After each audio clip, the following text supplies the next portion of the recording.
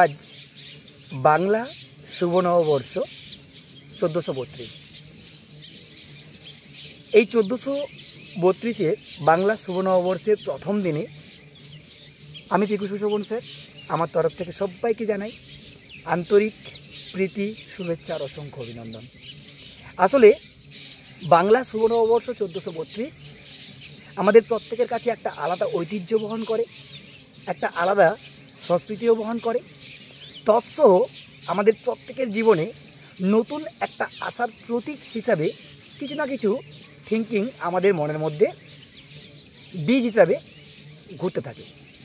সুতরাং এই 1432 সালের প্রথম দিনটি থেকে আমাদের প্রত্যেকের অনেক অনেক ভালোবাসায়, অনেক অনেক শান্তির মধ্য দিয়ে, অনেক অনেক সৃজনশীলতার সংমিশ্রণে আমাদের নতুন যাত্রা শুরু হোক, আমার কিংবা তোমার প্রত্যেকের।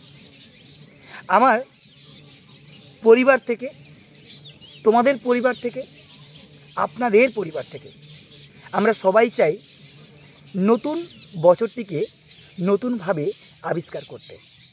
কেন বললাম কথাগুলো? আজকে তোমাদের জন্য একটা ভালো মেসেজ দিয়ে যাই।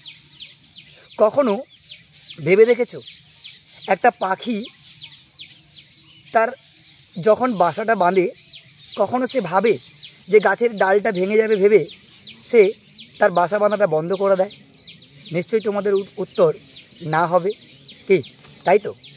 তাহলে পাখি যদি তার গাছের ডালা ভেঙে যাবে না ভেবে তারপরেও সে গাছের মধ্যে বাসা বাঁধতে পারে, তার একমাত্র কারণ হচ্ছে তার ভরসা ওই গাছের ডালার ওপর না, তার ভরসা তার নিজের ডানার ওপর।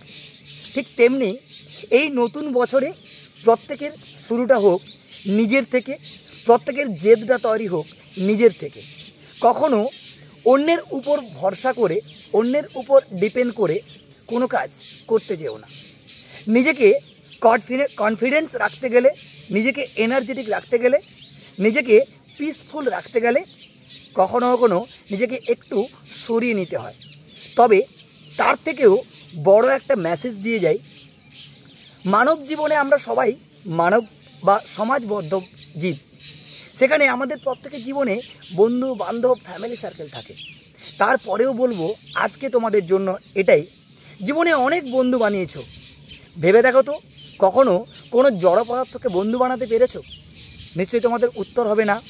আমি বলবো 1432-এর শুরুতেই আজকের দিন থেকে তোমার জীবনে একটা জড় পদার্থকে বা জড় বস্তুকে তোমার জীবনের সেরা বন্ধুর স্থানটা দিয়ে দিও, আর সেটা হচ্ছে বই। কেন বললাম জানো? আসলে এই বই তোমাকে চলতে সাহায্য করবে না, এই বই তোমার চোখ দিয়ে দেখতে সাহায্য করবে না, এই বইয়ের মধ্যে প্রাণের সঞ্চার নেই, সুতরাং এই বই উদ্দীপনায় সাড়া দেয় না।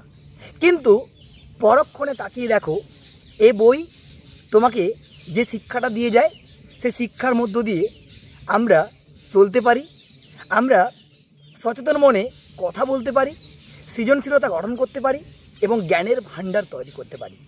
তাই বইকে ভালো বন্ধু হিসাবে যদি নিজের লাইফে ইনক্লুড করাতে পারো, সারমর্ম হিসাবে এটুকু বলতে পারি, তোমার জীবনের সেরা ফ্রেন্ডস হয়ে থাকবে এই প্রাণবন্ধন বন্ধু না, একটা জড় পদার্থের বন্ধু, সেটা হচ্ছে বই, যে তোমাকে তোমার নিজের চোখ দিয়ে গোটা পৃথিবীকে দেখতে সাহায্য করবে।